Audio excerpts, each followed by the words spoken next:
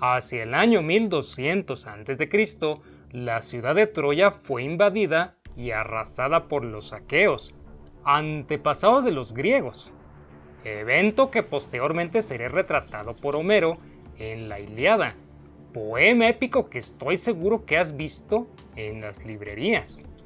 Sin embargo, mientras que los aqueos construían su caballo de Troya, al otro lado del océano florecía la cultura olmeca, que es conocida por muchos como la cultura madre. La civilización olmeca se desarrolló primero en las tierras ribereñas del sur de Veracruz y Tabasco, hasta el istmo de Tehuantepec y las costas de Chiapas y Guatemala, llegando después a Campeche. Existen teorías que consideran a los olmecas como una especie de cultura madre para la zona sureste de Mesoamérica. No obstante, todas las culturas prehispánicas intercambiaron conocimientos y habilidades entre sí. Esto mientras no se encontraran aisladas por las posibles barreras naturales del medio ambiente en el que habitaban. Los olmecas desaparecieron mucho antes de que los españoles llegaran a tierras americanas. A diferencia de otras civilizaciones, la época del esplendor olmeca fue muy breve, pero al ser la cultura más antigua de la que se tiene conocimiento hasta hoy, logró influenciar a muchos pueblos indígenas posteriores, incluso cuando ya había desaparecido. Uno de los motivos por el que se extinguieron los olmecas quizá haya sido su jerarquía social y la importancia de la poderosa élite que gobernaba la población, sometida al servicio continuo de este selecto grupo de hombres. El mayor interés de esta élite dominante era la cultura, que se manifestó en grandes logros como el desarrollo de la escritura y la escultura, entre otras artes, pero también significó que descuidaran las actividades elementales, aquellas que requerían para la supervivencia de su sociedad, como la agricultura. Desde tiempos arcaicos, todas las zonas del continente americano tuvieron grupos de cazadores y recolectores. Después surgieron agricultores sedentarios que se establecieron en aldeas y desarrollaron costumbres propias. Las zonas de Tabasco y el sur de Veracruz se encuentran llenas de ríos y vegetación, lo que permitió la supervivencia social sin necesidad de tener que desarrollar demasiadas técnicas para la agricultura. Los productos que sembraban y cosechaban eran los mismos que de otras culturas prehispánicas de Mesoamérica: maíz, frijol y calabaza. Esta civilización tenía que ganarle terreno a la selva tropical en la que vivían, para lograr así espacios óptimos para sembrar. De hecho, muchas de las poblaciones olmecas eran una especie de islas en medio de la exuberante selva. No se conocen las técnicas mediante las cuales lograron sembrar en un terreno de tal naturaleza, como era la selva. Pero antes de que llegaran los conquistadores, estos pueblos eran autosuficientes para sobrevivir en un medio que podía proveerlos de recursos, sobre todo si se considera que la población olmeca contaba aproximadamente con más de 300,000 habitantes. Olmeca significa habitante del país del hule en su lengua nativa. Hay un acuerdo general entre los estudiosos que determinan que estos pueblos hablaban una lengua ancestral de la familia mixtecoqueana, dada la cercanía de esta cultura con la distribución geográfica de los olmecas. Por otra parte, se han encontrado algunas similitudes entre los nombres de plantas y rituales que los mayas y otros pueblos tomaron prestados de la lengua de los olmecas. Existe una estela en la Mojarra, Veracruz, con fechas de 146 y 152 después de Cristo, grabada con un texto muy largo en escritura zoqueana. que era considerada la lengua más antigua descifrada hasta finales del siglo XX. Un poco más difícil resulta saber de qué manera se veían físicamente los olmecas, porque la tierra en donde estaban asentadas cada una de las poblaciones era muy húmeda y los cuerpos enterrados no se pudieron conservar. Cuando la tierra es más seca, hay más posibilidades de que la materia orgánica no se descomponga, pero este no fue el caso de los olmecas. Las esculturas, la joyería, los relieves grabados sobre piedra y las vasijas encontradas en múltiples excavaciones han dado indicios de la posible apariencia física del pueblo olmeca. La gran mayoría de las personas que aparecen en aquellas escrituras tienen rasgos negroides o asiáticos que ninguna otra cultura mesoamericana tenía. Las ciudades olmecas, como otras ciudades prehispánicas que surgieron después, tenían pirámides. Pero como ni la cal ni el estuco habían sido descubiertos todavía, el terminado no era tan refinado. Las pocas construcciones hechas de piedra corresponden a los pueblos olmecas más poderosos y a sus épocas más posteriores. Para obtener piedra sólida recurrían a canteras de la Sierra de Tuxtla o la Sierra de San Andrés. Ahí se proveían de basalto y otras piedras volcánicas, las cuales podían trasladar hasta los centros políticos y ceremoniales. Muchas de las construcciones para los habitantes comunes estaban hechas de troncos de madera, un material que en un ambiente tan húmedo como la selva era menos resistente al paso del tiempo. Otro tipo de edificaciones que sí perduraron fueron las grandes tumbas. Se trata de sepulcros de diseño muy elaborado y complejo que, sin duda, ocupaban los líderes más importantes. Una de las que se encuentran en la venta está hecha de columnas de basalto apiladas. En la venta se han encontrado ofrendas que son tumbas cubiertas, pero sin mayor arquitectura al exterior, una especie de tumbas hundidas. Lo interesante de este tipo de construcción es que en esta ciudad estaban alineadas de tal forma que creaban una especie de avenida más o menos larga. Esta avenida iba de norte a sur con una ligera desviación de 8 grados hacia el oeste, que coincide con la posición que tiene la Calzada de los Muertos en Teotihuacán, otra ciudad prehispánica un poco menos antigua que la Venta. A pesar de que la antigua cultura olmeca había desaparecido mucho tiempo atrás, pudo heredar a otras culturas ciertos rasgos arquitectónicos que estaban muy ligados a los ritos religiosos. Entre la desaparición de la cultura olmeca y la fundación de Teotihuacán pasaron alrededor de 200 años. Un rasgo arquitectónico que sobrevivió al tiempo es el orden en que las ciudades olmecas estaban planeadas. Alrededor de la avenida llena de ofrendas enterradas estaban dispuestas las edificaciones principales, una detrás de la otra. Todas las casas tenían las puertas dirigidas hacia el este y el oeste para evitar los fuertes vientos que venían del norte o del sur. Esta forma de ubicar las casas fue otro legado que los olmecas dejaron al resto de los grupos prehispánicos de Mesoamérica.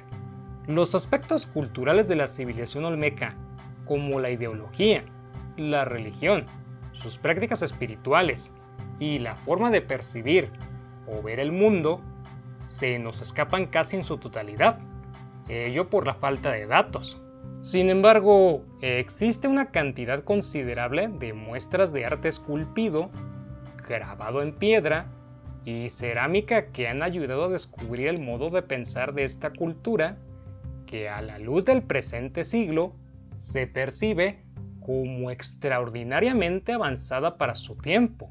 Muchos otros pueblos emularon la visión y el pensamiento de los olmecas. A diferencia de otras culturas prehispánicas posteriores, la escultura olmeca no fue diseñada para embellecer las ciudades.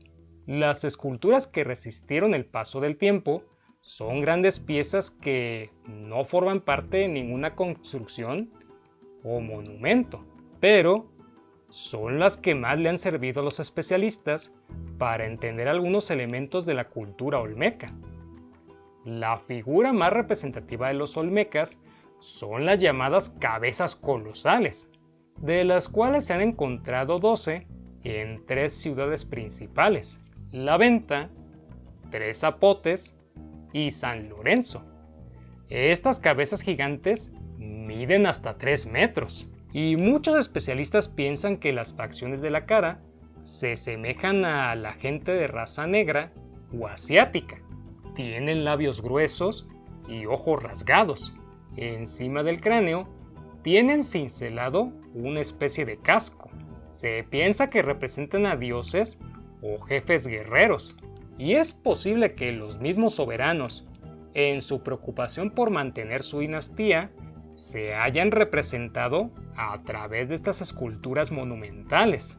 Otro tipo de esculturas representativas de los olmecas son los altares, grandes rectángulos hechos de piedra en los que se esculpían imágenes y figuras, como si se tratara de cuadros que, en vez de estar pintados, tienen talladas esculturas en relieves. Una de las imágenes más frecuentes en estos altares es la de un niño sostenido por las manos de un hombre adulto. En otras, el hombre adulto está cargando al bebé no con las manos, sino con los brazos. La imagen podría representar la importancia que el linaje tenía para los olmecas y el hecho de poder transmitir a las nuevas generaciones los conocimientos que habían adquirido.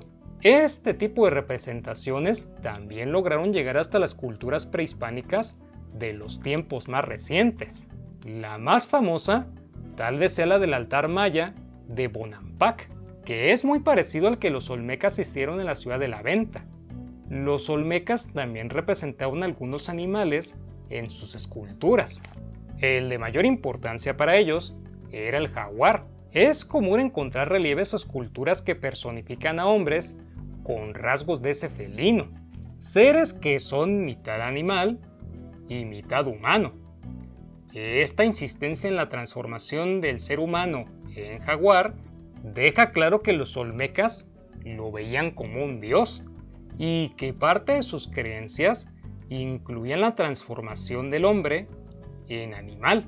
Este tipo de pensamiento también fue heredado a las culturas prehispánicas posteriores, en las cuales es común la imagen del nahual, un ser mitad hombre y mitad animal que tiene muchos poderes mágicos y protectores. Otro tipo de escultura era una especie de caja de piedra. Se trata de un cubo que es como un dado, el cual está esculpido por todas sus caras. La más famosa de estas cajas es un sarcófago de jaguar, un ataúd de piedra que representa a este animal y que sobrevivió probablemente para albergar dentro el cuerpo de un líder importante. Muchos años después, los aztecas tallarían esculturas similares, mientras que en la ciudad maya de Palenque se halló un sarcófago muy parecido al de los olmecas. Todas estas características convierten a la escultura olmeca en una de las más relevantes del mundo prehispánico por su innovación. El jade era una de las piedras más utilizadas en la escultura mesoamericana, considerado un objeto de lujo. Con él se tallaban desde medianas esculturas hasta joyería, y los olmecas fueron los primeros que lo utilizaron. Otros materiales con los que se esculpían figurillas eran la obsidiana o incluso el barro. Este simple material les bastaba para crear espléndidas piezas. Son muy conocidos los pequeños hombres de barro que hacían los olmecas, los cuales aparecen en diferentes posiciones, algunas de ellas bastante complejas. Uno de los aspectos que definen a las culturas del mundo es la vestimenta. Para saber con mayor exactitud cómo se vestían los hombres de esta cultura, es necesario retomar justamente las figurillas de barro. Los atuendos tallados en estas reproducciones humanas, o representación de los hombres en las grandes esculturas, son los datos más fidedignos con los que se cuenta en la actualidad para el conocimiento de la civilización.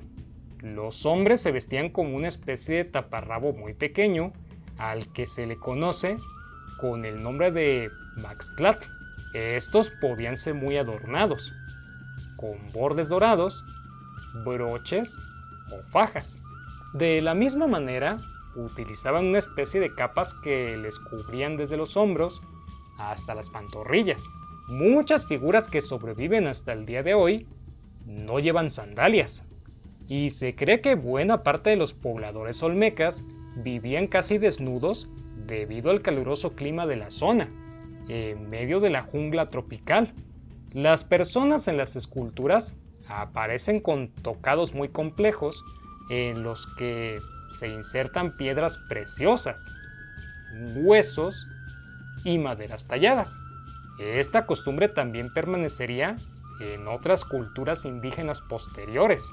Una prenda de vestir que resulta verdaderamente novedosa en el mundo prehispánico son los sombreros con los que varios olmecas aparecen, tanto en los relieves como en las esculturas. Esta prenda de vestir no se conservó en ninguna de las culturas posteriores. Los aretes, pendientes y collares eran habituales en la vestimenta de los olmecas, y los materiales que utilizaban para hacerlos podían ser colmillos de jaguar, colas de mantarraya y huesos de animales, o incluso de personas. Se cree que otros utensilios, como las hachas, terminaron por ser también una especie de adorno.